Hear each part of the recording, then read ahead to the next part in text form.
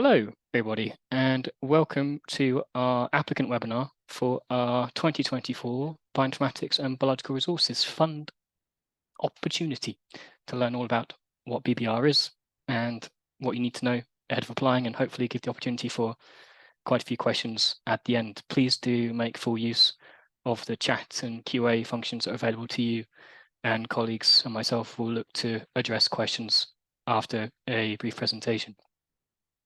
So, a bit of introduction of who's involved. So, of course, myself, hello, I'm Phil. In the Transformative Technologies team. I'm the portfolio manager who directly looks after BBR as a call. Ian Lewis is our head of Transformative Technologies, who is not here with us today, but colleagues Richard Brown may be deputising to help with questions later on.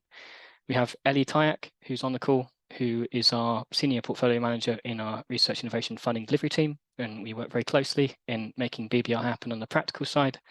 And Anna, who is not here with us, but you may well receive emails from in the future, supports the delivery side. And also on the call, we have Debbie Harding, who's a senior portfolio manager in our sustainable agriculture and food team, who's here to help address questions around the plant health spotlight, which you may well have for BBR this year. So just to give you a bit of a why we're here.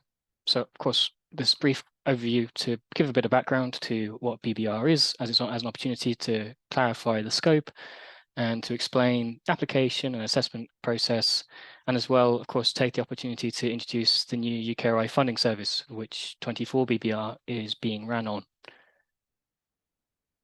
So firstly, a bit of context about who we are, of course.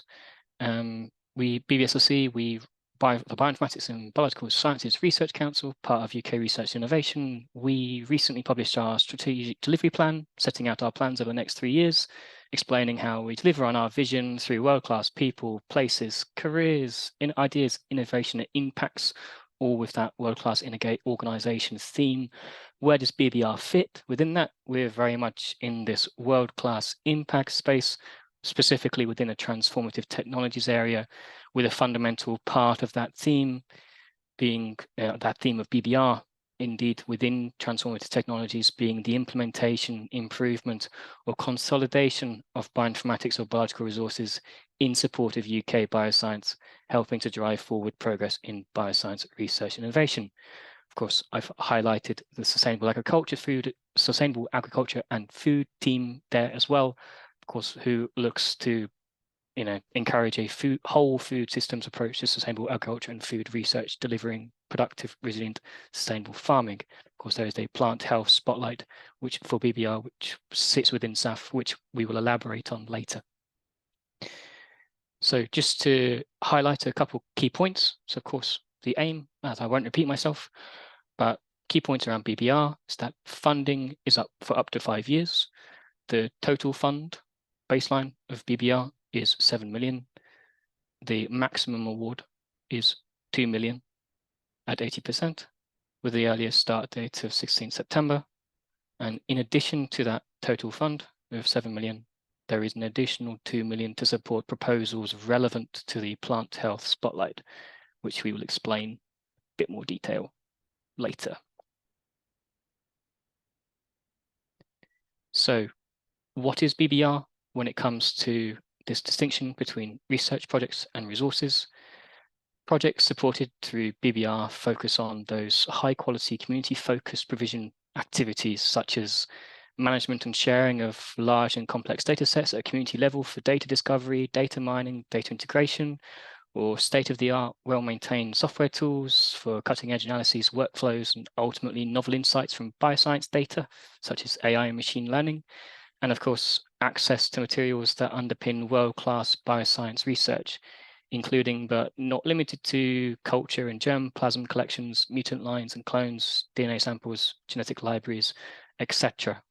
So of course, the two main families we have there, of course, are the bioinformatics resources that enable management and analysis of those large or complex data sets, the novel software solutions, and deeper analysis of existing data sets, and greater understanding of biological systems, such as sort of databases or software suites.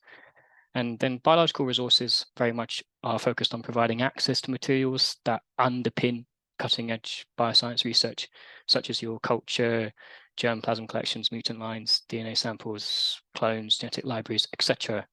This is just to demonstrate that resources are quite key to our research funding landscape in terms of their multiplicative impact they have in terms of enabling multiple research projects with multiple outcomes. So to touch on the scope of BBR, there are 4 key categories of BBR proposals which we exist. Of course, there may be overlap depending on what your exact resource might be, but typically this is what we expect to see around establishment of a new and innovative resource that's beneficial to a broader BBSRC user base. It might be the maturation and subsequent maintenance of a project-based resource that might be built by other funding streams into a more community-oriented or based one. You might be further developing essential or providing essential maintenance of an existing community resource with well-established access mechanisms to increase its relevance, quality, and utility. Or you may be associating or integrating distinct resources together through a BBR proposal, which helps to create that ungraded resource with a greater value than the sum of its parts. But I would also add a brief highlight here around those state-of-the-art, well-maintained software tools around cutting-edge analysis workflows and insights from bioscience data, such as AI and machine learning. That's been explicitly clarified in the scope of BBR this year. It was always within scope, but we've made a point to make sure it is very much there. When it comes to out of scope, this is very much a slide of things to look to avoid in general. So of course, no significant primary relevance to BBSRC's remit. Of course, it would need to be 50% majority in our space, avoiding those really generic software platforms that could be applicable to any area. If you are looking to make something that doesn't have a clear focus within the biosciences, if its primary users are biomedical users or using clinical data, if you're looking to address research questions within BBR significantly as opposed to building a community resource, that's something that needs to be balanced.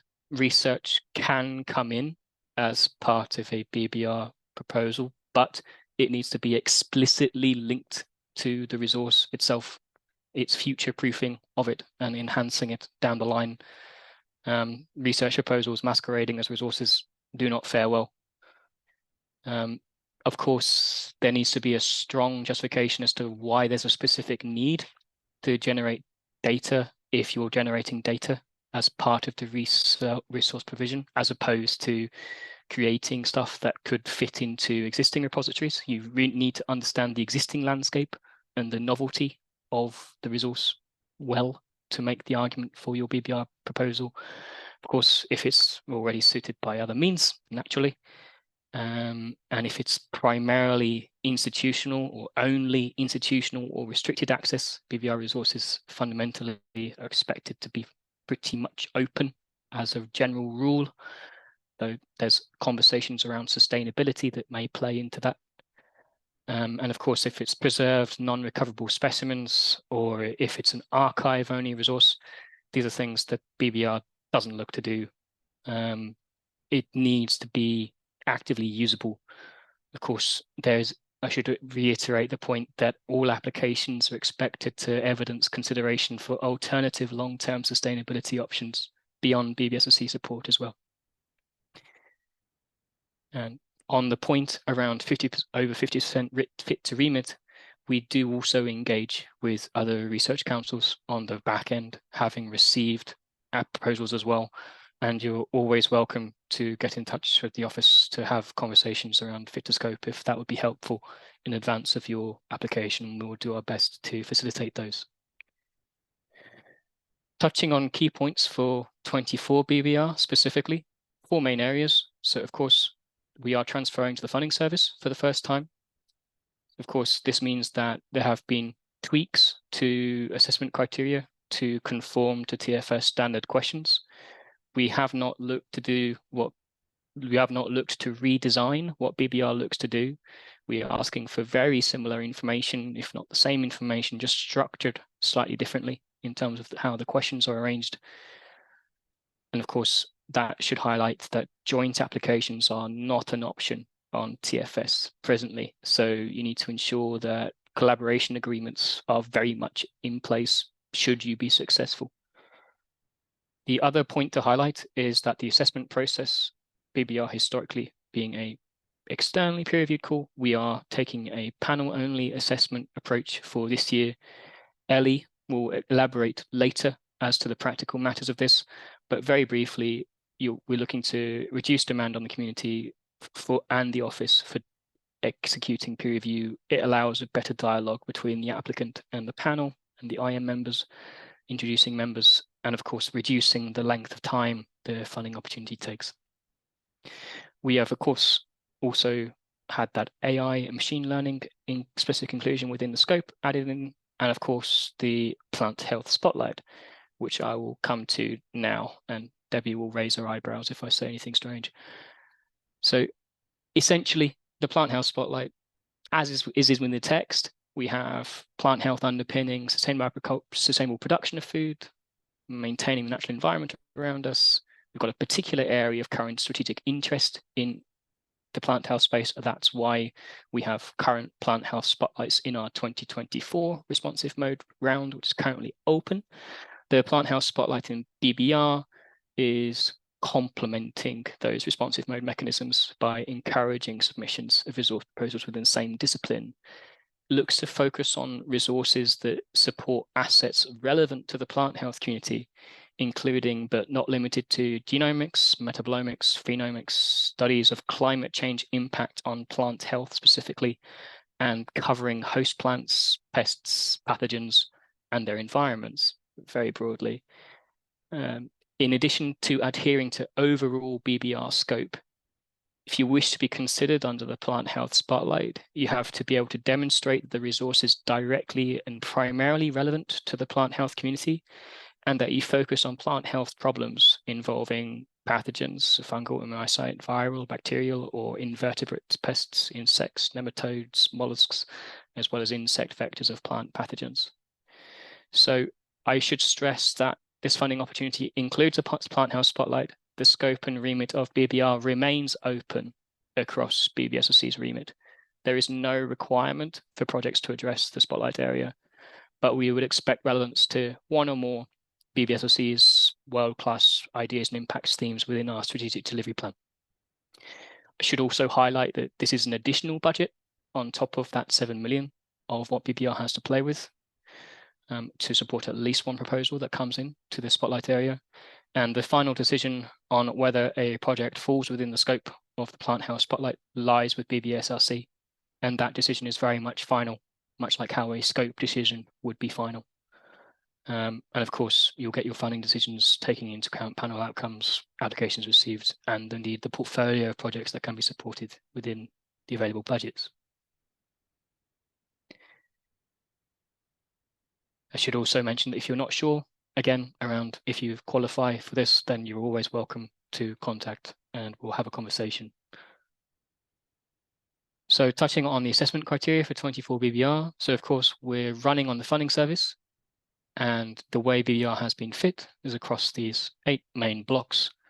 I will not elaborate massively on these because we will be here all day, but in essence, you've got the standard question sets of vision and approach, and you have community demand, applicant team capability to deliver, and so on.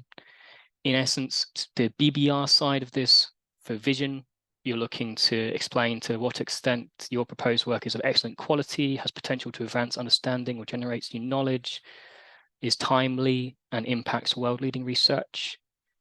Approach is all around, of course, how you deliver the project and the quality of the design, looking for a clear set of objectives, risks, challenges, mitigations, technical feasibility, etc., etc. And of course, EDI principles being factored into the design of the proposal as well. Of course, the R4 resume for responsible research and innovation is embedded into this approach section. When it comes to community demand being absolutely core for BBR, if I were to summarize BBR in one word, it is community, making sure that You have outlined the uniqueness and expected added value of the resource, the UK bioscience research community and infrastructure landscape.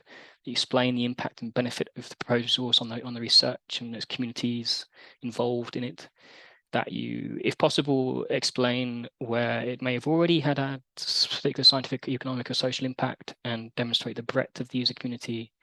Of course, the applicant and team capability to deliver side is fairly straightforward. Project partners are, they very much need to be explained properly for BBR, making sure that your partners are committed to the project, that they explain the value, relevance, and possible benefits of the work to them, any additional value they bring. And of course, management strategy around governance, project management, risk management, demand and access, how you manage it, making sure you have an adequate advisory board, and so on. Data management and sharing is core for BBR, making sure that you adhere to UKRI's published data sharing policy. Of course, highlighting that you should use the data management plan template on the funding finder for BBR as an attachment. Ellie will mention this again later. And of course, the standard resources and cost justification section, including considerations for long-term sustainability beyond BBSRC funding. That's BBR in a slightly elongated nutshell. When it comes to trusted research innovation, should give space to this, so that you need to make sure that your work involves, if it involves international collaboration in the sensitive research or technology area, that this is managed in the appropriate way. Of course, we are committed to making sure that the international collaboration in research innovation takes place with integrity and strong ethical frameworks. And there are more information on UKRI's TR&I principles if that's of interest to learn more. But effectively, applicants are expected to demonstrate how their proposed projects will comply with our approach and expectations towards trusted research innovation, identifying potential risks and the relevant controls you will put in place to help proportionally reduce these risks.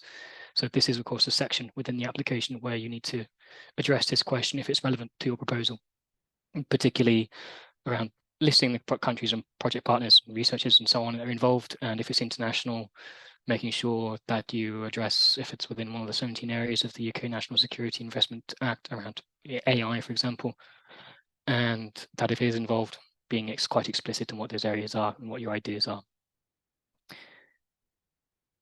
I should also take this opportunity to highlight research technology professionals. So UKRI is a signatory of the technician commitment, and we have a dedicated action plan, making sure that we give RTPs the opportunity to apply for BBSRC's awards. There's strategic documents on the right side of this slide that will aim to implement improved support to these communities within the technician commitment. They have been eligible to apply for our funding opportunities, though they've not always been given the visibility and recognition they deserve. And our aim is now to increase awareness of eligibility in these communities and across UK research organisations. Those making substantial technical contribution to the proposed project should be named as applicants. So of course, just to highlight that this is something that's possible from BBSRC's side. That's not to say obstacles don't exist elsewhere. Cool. So that's pretty much it from my end, for now at least. And Ellie, if you're all right, I will hand the floor over to you to talk process, and I will flick to the next slide. Thank you, Phil. Good morning, everyone. My name's Ellie Tyek. I'm a Senior Portfolio Manager in the Research and Innovation Funding Delivery team here at BBSRC, and I'll be working closely with Phil on the delivery of this call. So the first slide that in my section is the timeline. So as you all are aware, we launched this opportunity last week on the 18th of March, and the applications are now open through the funding service. And today, of course, is the launch webinar. We must receive your application by the 7th of May at 4 p.m. This is a hard deadline. So once 4 p.m. has passed, you will not be able to apply after this time. Please also make sure that you are aware of and follow any internal institutional deadlines as well. I'll be touching on this in a short while. As Phil has already mentioned, joint proposals via separate linked submissions are not permitted via the funding service. It's the responsibility of the project lead and their research organisation to make the submission on behalf of all investigators. Following the submission of your application to the funding opportunity, your application cannot be changed. We do not have that functionality in the funding service to send applications back for amendment like we used to have on the JES system. So if your application doesn't follow the guidance, it could be rejected. The key dates for PIs are around the 1st of July. There's a window from the end of June to the 1st of July. And as an applicant, you will be given an opportunity to make a PI response. I'll explain this in more detail on the next slide. So those are some key dates for you. The panel meeting will be held in mid-July, and we are looking to communicate outcomes sometime in August, with announcing and awarding in September, or from September onwards. And next slide, please, Phil.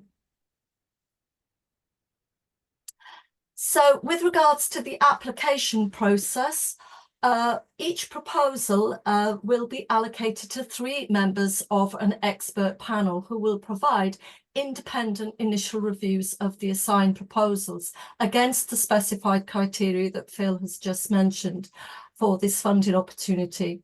Panel members will be asked to provide comments, raise any questions or any issues, and give an indicative pre-score.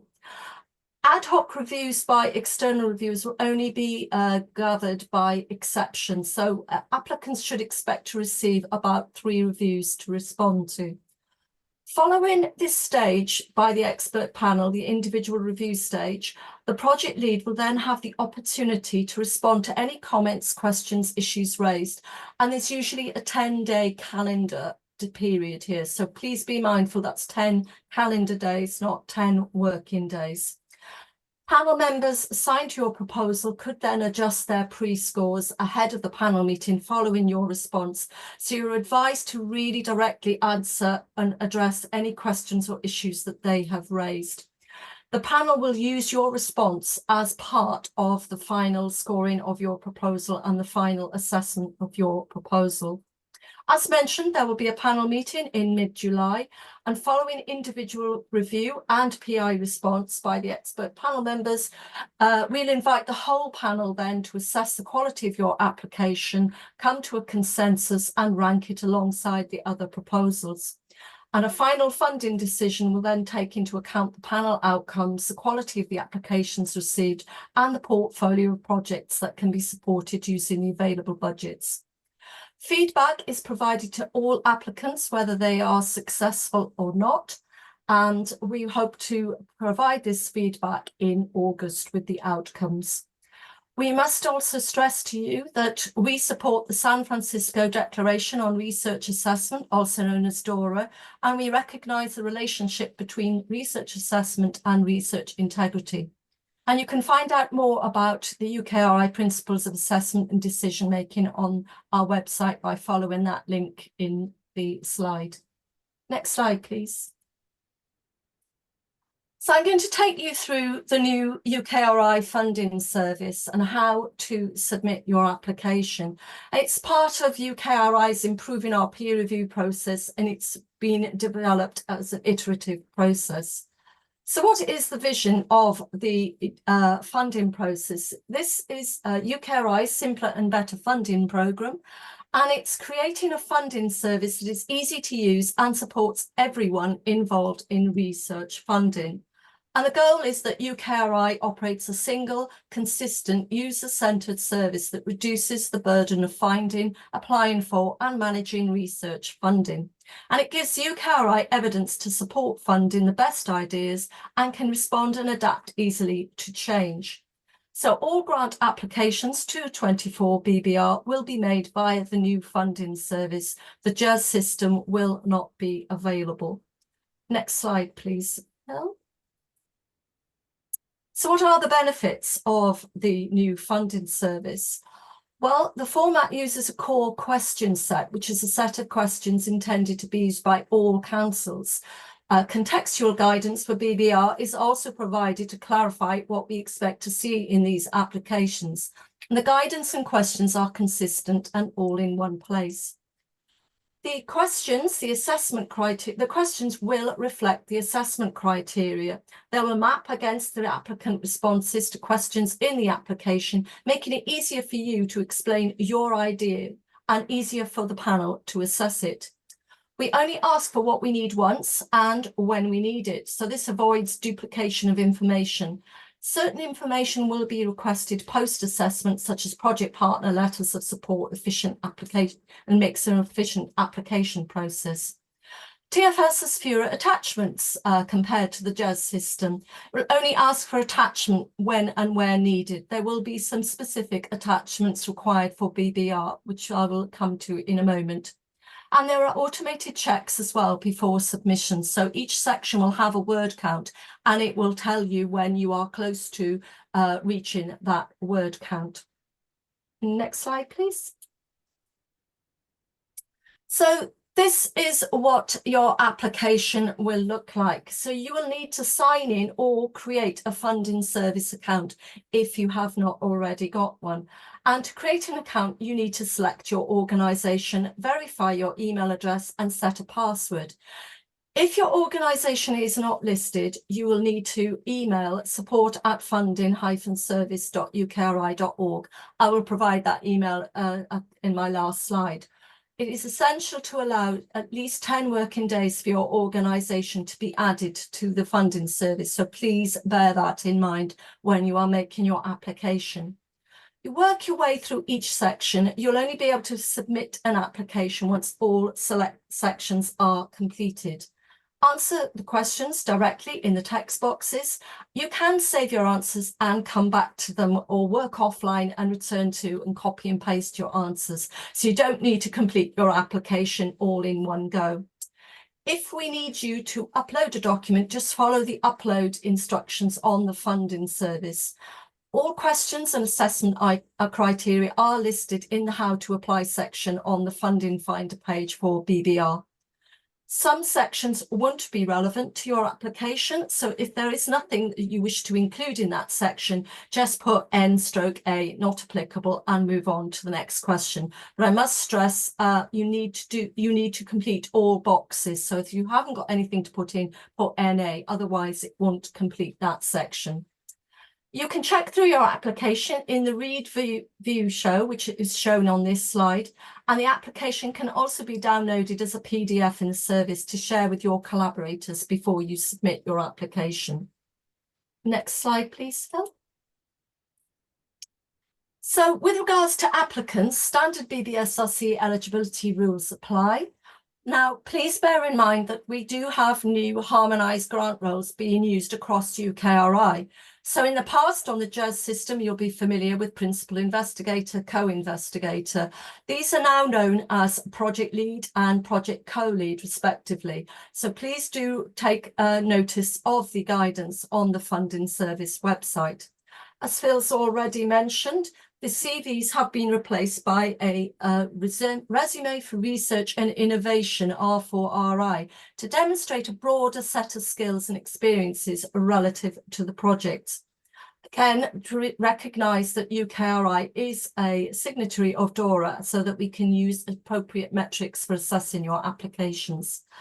The R4RI is all about having the expertise and experience as well required to demonstrate the capability to deliver the proposed project. And we want to recognise the value of interdisciplinary collaborations as well in technology development. So we're encouraging collaborative teams working across different disciplines. So this could, for example, be achieved through a problem owner solution provider approach between an academic and a technical professional. Next slide, please. So for each question in the application, corresponding guidance on what the assessors are looking for is provided above the text box. So each text box is self-contained and all on one page, and applications should be self-contained, and hyperlinks should only be used to provide links directly to reference information. You must not include links to web resources to extend your application. Images and file uploads will be available for selected sections, which I'll explain on the next slide. So next slide, please. So for BBR, the following TFS uploads are permitted. So a project Gantt chart or a diagrammatic work plan, we would like you to insert that as an image at the end of the approach section. This Gantt chart should identify appropriate deliverables, responsibilities, and time points for each objective. For BBR, we require letters of support, a maximum of 10, demonstrating the community demand.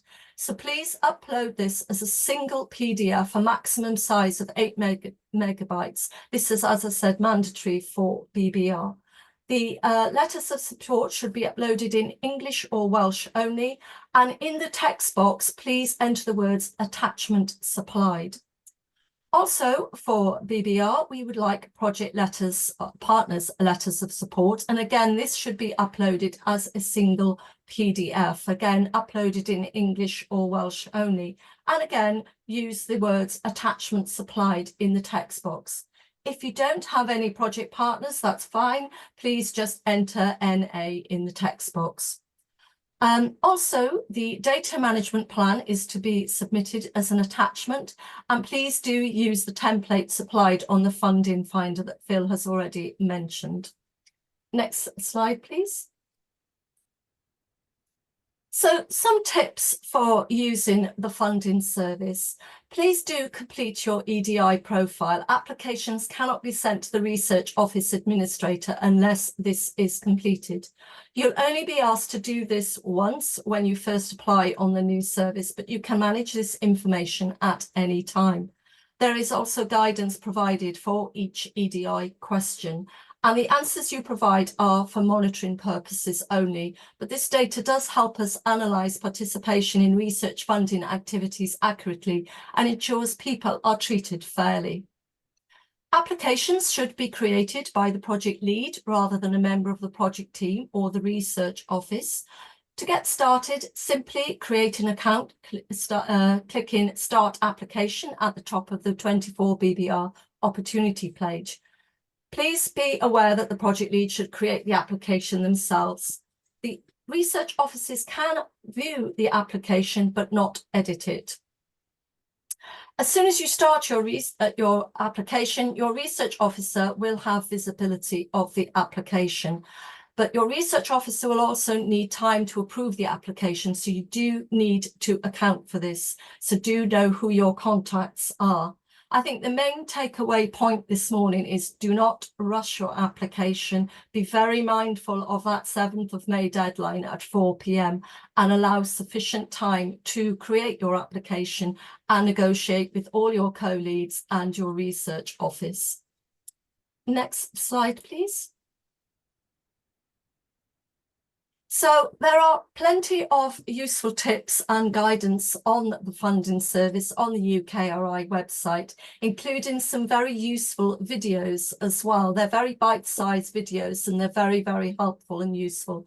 There's one on how applicants use the funding service. There's another bite-sized video on how research offices use the funding service. And there's another bite-size on how reviewers use the funding service as well. There's plenty of guidelines, and I do advise you to look at these videos in advance of submitting your application. Next slide, please. So for questions relating specifically to 24 BBR, please contact the BBR Fund email address here, which is bbr.fund@bbsrc.ukri.org.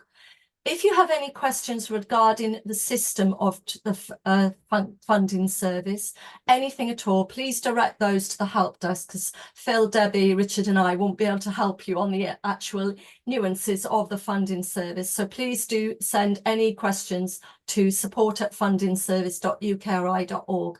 We're also appealing for any feedback on the funding service as well to go to that email address. As Phil and I have mentioned, TFS is being built as an iterative process, so please do supply any feedback you have on the service to help us improve the functionality. There's also a very useful phone number here for the TFS help desk as well. And please do ensure you reference 24 BBR in any emails to either the BBR inbox or the TFS inbox. We do aim to respond to your emails within 5 working days. Next slide, please, Phil. This final slide is just to draw your attention to a pilot funding opportunity being developed by MRC and NAHR, which is also seeking to meet the biomedical science, health and care research communities needed for reliable, annotated and usable data. So this call is opening on the 9th of April, closing on the 18th of June, and there's £15 million available for funding. The pre-announcement is now available on the funding finder, and there is a webinar on the 25th of April. Next slide, please, Phil. And that's it from me. So we're now happy to take questions. So I'll hand back to Phil, who will field some questions for us all. Fantastic. Thanks, Ali. That was really great. So I will stop sharing for now. And thanks to everyone who's been putting questions in the Q&A. I will just look to run through them. Also, I should welcome Richard Brown, who's joined us from TT to help support this as acting head of TT together with Daniela. Fantastic. So to go from the top, from questions and answers, there's a currently open question around, is there a limit to the number of applications to get this grant? I'd say technically no, but I would say applications should be coordinated with your research office to make sure that their resources are being invested wisely in what you're applying for, to limit demand on your organization, and also from our side as well. I don't think there's anything more to add to that, Ellie, unless there's particular things. Cool, thank you. I have another question here around a warning while looking to create, they noted a warning while looking to create a TFS application. The warning highlighted that we should not create an application on the system just to get question information. Please, can you provide any details on which questions will be asked on the TFS system and the associated word counts? So the word counts are all embedded within the questions as they are. I should say at this point that we are going to be compiling an FAQ for BBR as well. And it sounds like that might be a helpful thing to add to the FAQ around questions. I will not try and run through the word counts off the top of my head now, but I'm very happy when that FAQ is made available very soon. We'll make sure to add a question there around word counts so that that information is easily accessible. So you don't feel that you have to go against any TFS policies to get it. Cool.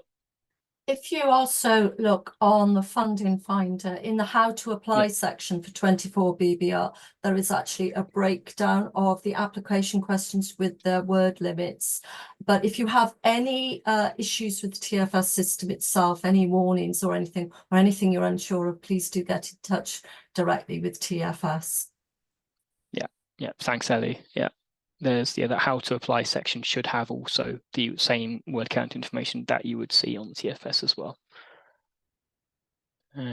Cool. Is there a definition of biosciences to guide considerations around scope? I would say that's very much linked to BBSRC strategy and how we look at bioscience. Of course, the underpinning tools for the community in the transform technology space. Of course, specifically for this call, there's the plant health element regarding the spotlight. What I would say, the best thing you can do to get guidance for your specific proposal around adherence to definitions of bioscience and fit to remit of BBSRC specifically, to just send us an email. And if you wish, you can attach a 1 to 2 page summary of your proposal, and we can then give quite detailed advice about fit to remit of BBSRC, as well as fit to scope of BBR. Both of those boxes need to be ticked in order to apply. I think that should address Jessica's question. Cool. We have Another question from Colette, who has asked, when might the TFS functionality allow project co-leads or other support staff to be invited to applications to edit? I know that this is something that TFS team are quite keen to do on, because this is something that's being requested quite a bit. I would say TFS is updated on a regular basis and is very much a living system. I personally am not aware of a particular implementation date, as these functionalities get rolled out fairly often. So the best thing you could do is to just lodge that with the TFS support help desk email that Ellie has mentioned previously. I can maybe put that on the chat as well, so people are aware of it, and just again make that request be known directly in the TFS team, and they can look to action that as and when it comes to the priority list, because there's any number of things that TFS is looking to update at a given time, and it's very much community feedback is pretty key in helping determine which functionalities are prioritized. Cool. Before I move on, I will just make sure that we've got that support email in the chat so that people know that it is there. I'll just grab the text from the questions. There we go. So in the chat, there's now just the questions around BBR, the BBR fund email, and of course, questions regarding TFS, such as that question, should be directed to the help desk. Okay, we have a question from Ismail, who's asked, is the implementation of new software within remit? Software is a huge question, but in principle, yes, new software-based community tools and resources would fit under scope of BBR, presuming they are primarily catering to the UK bioscience community. Of course, specificities around the actual software itself, you're more than welcome to send an email and we can provide further advice. But in principle, yes, if you're looking to implement the new software critically as a community resource. If it's a new software just to address a particular research problem and there's no community element to it, then it would not be within the scope of BBR, because the community resource element is absolutely essential to what you're looking to do. So yeah, welcome to send more information. We can advise further on that one. Okay, I'll consider that done. Next question, as you have mentioned, the MRC funding opportunity, are we allowed to apply also to the MRC NIHR funding opportunity? I believe you can only apply for one. That would be my understanding, because we do talk to one another as councils, and we can potentially transfer applications from one call to another, but I would think very, very carefully before. I was going to say, I think you need to consider the remit of your proposal. Yeah, so exactly. How the councils work together, we work through what's known as a cross-council funding agreement. So if your application is 50% or more within the remit of a particular council, you apply to that council. So if the remit of your application is 50% BBSRC, then you apply to BBSRC. If it is 50% MRC, then you apply to MRC.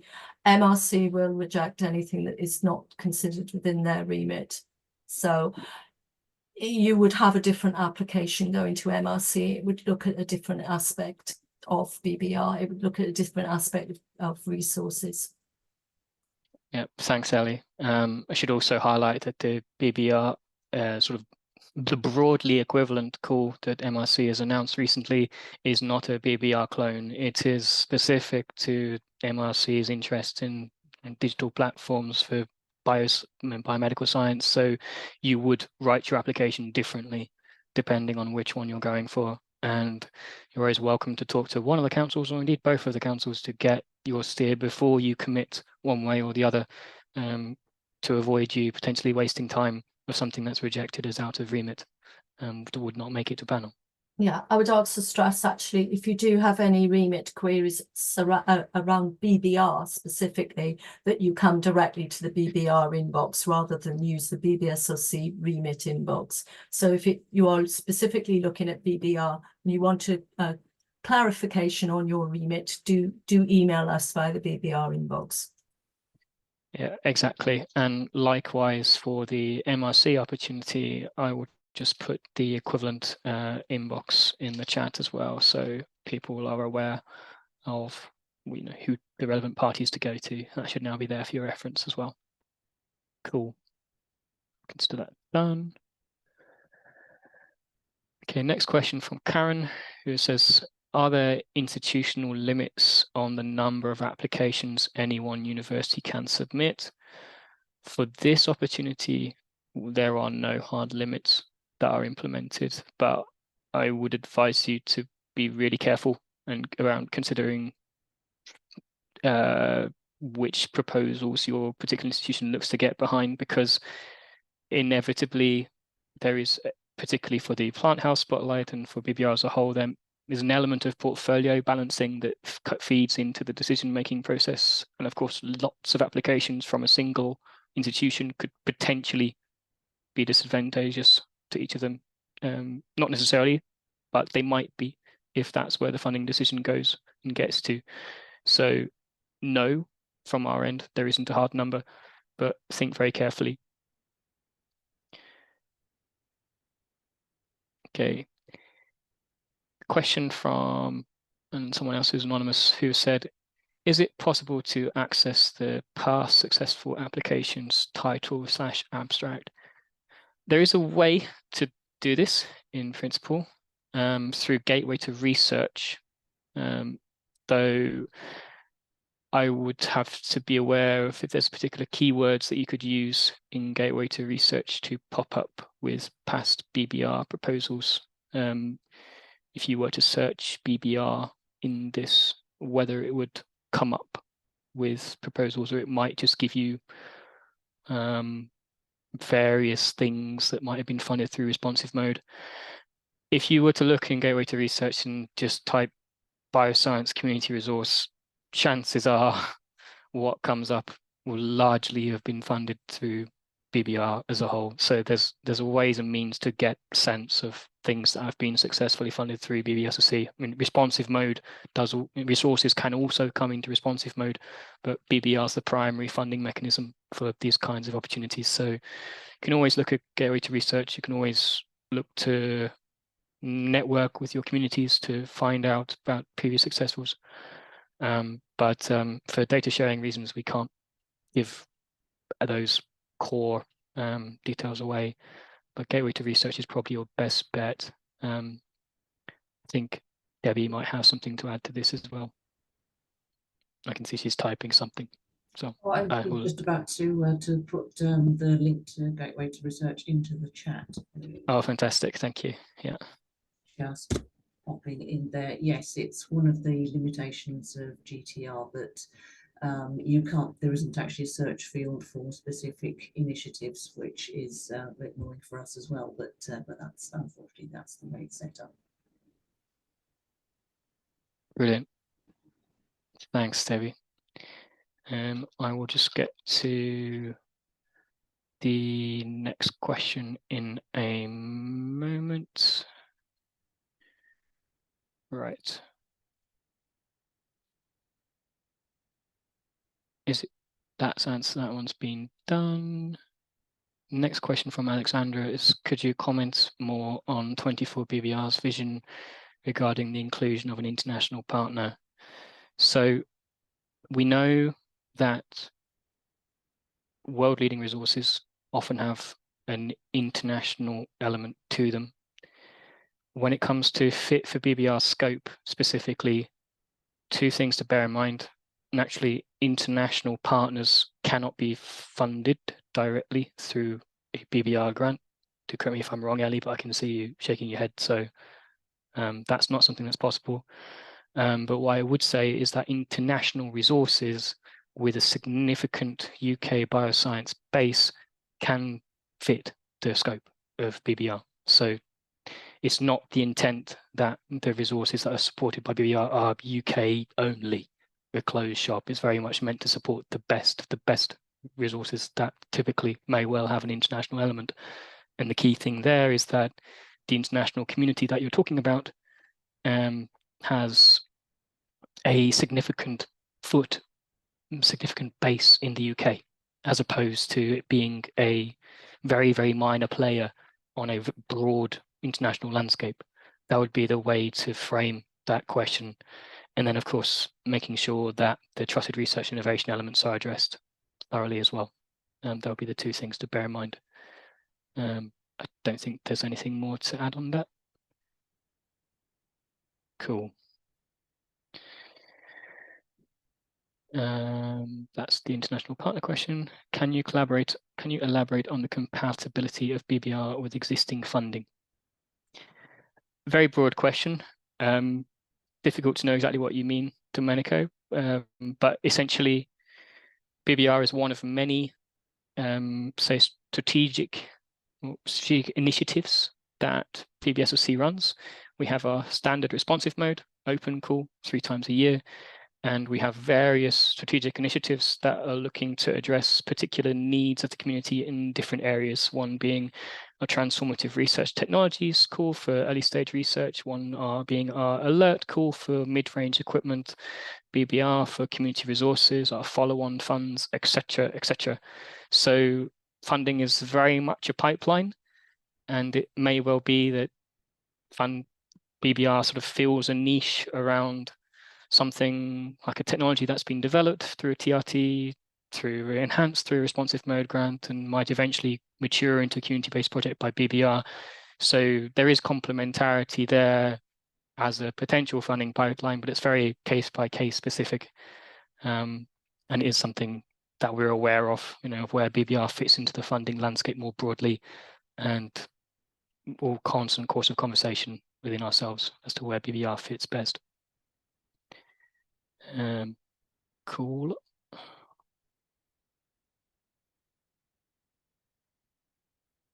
Okay, we have another question here around, sorry if I missed the answer, what are the expectations around institutional contributions, and do such contributions form a part of the review? So my understanding here is that, so the money that you're asking for through BBR grant, BBSRC funds at 80% full economic cost. The expectation is that should your proposal be successful, your institutions would provide the remaining funding, 20%, to make sure that the proposal can happen and will be delivered successfully and continue throughout its life. That would be the expectation with BBR, much like it would be around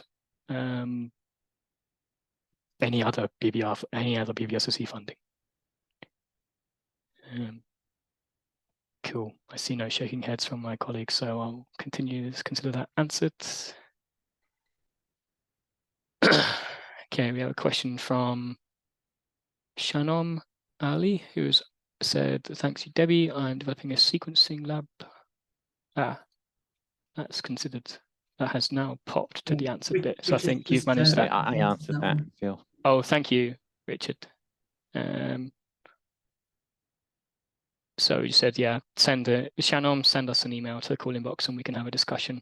That's the BBR fund inbox that I've parked in the chat previously. Cool.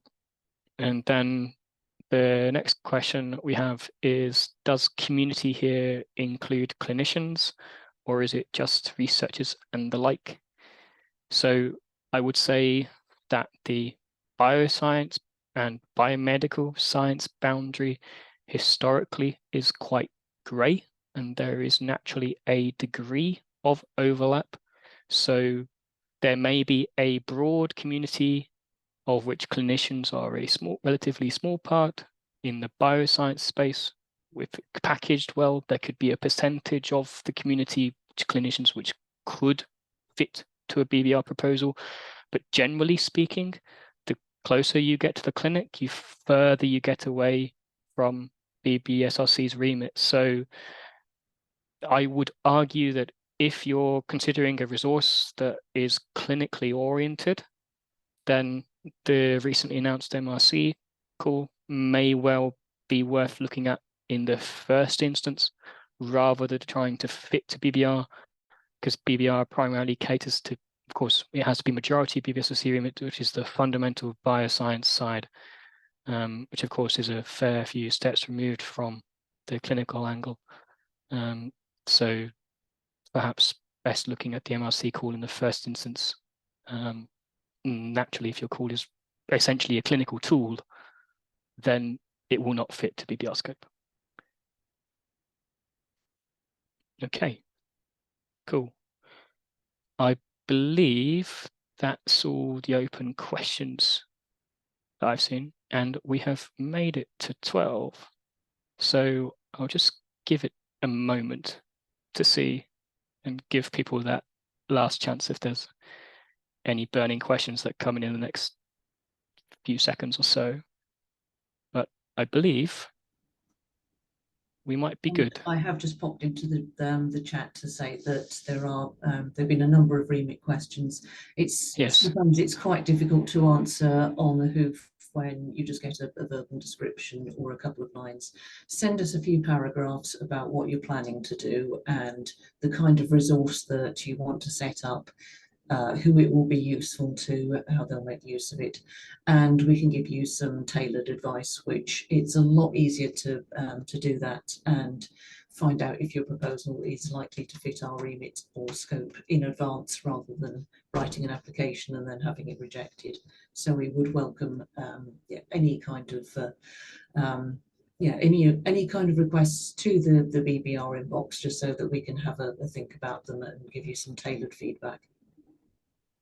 Brilliant. Yeah, I would just add to that what Debbie said as well, that we can also liaise with the MRC team as well.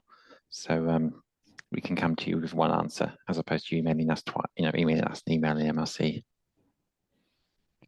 Yes, anything we can do to reduce email traffic. We do talk to one another, and we'll look to do that to help smooth things where possible. Okay, fantastic. In that case, if there's no further questions, I haven't seen anything else come in. I'd like to say thanks to everyone for joining. I hope this has been helpful, and please do feel free to get in touch, the various inboxes as you need to. And best of luck with everything, and take care, all the best, and see you soon. Thanks, everyone. I will stop the recording. Thank you.